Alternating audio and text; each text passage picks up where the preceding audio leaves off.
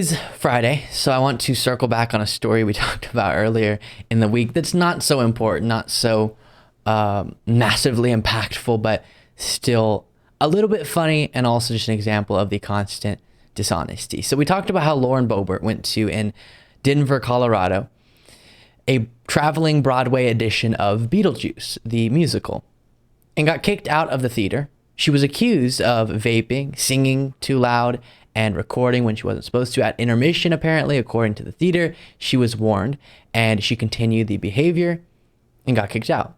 And so then when asked for comment, her office, her congressional office, said she was not vaping. That was the smoke coming from the stage. You know, they have the fog as a visual effect. That's what you saw. It wasn't her vaping. Well, we got the security footage, and she indeed was caught lying.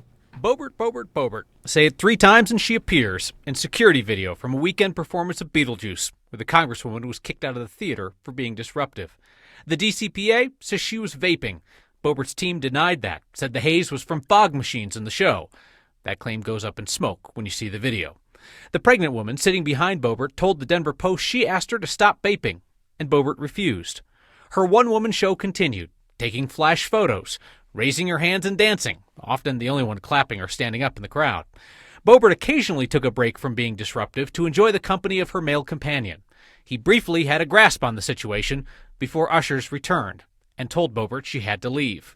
The theater's incident report says Boebert pulled the "Don't you know who I am" card on the way out, giving theater employees the single-finger salute. So, caught red-handed, indeed.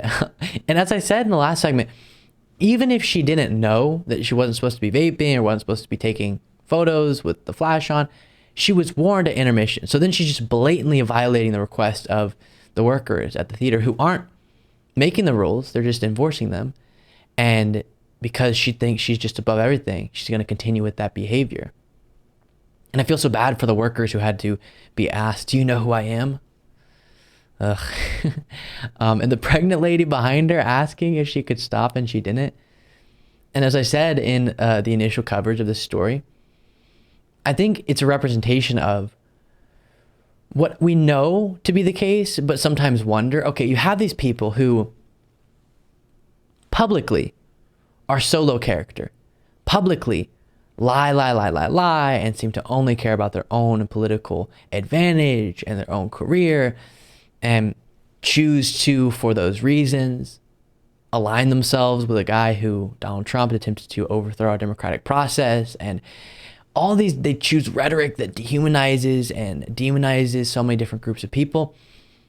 But is that a character that sort of is on out publicly because they prioritize so much their political ambition, but behind the scenes there's someone different, someone better in a sense, even though clearly deep down they have low character?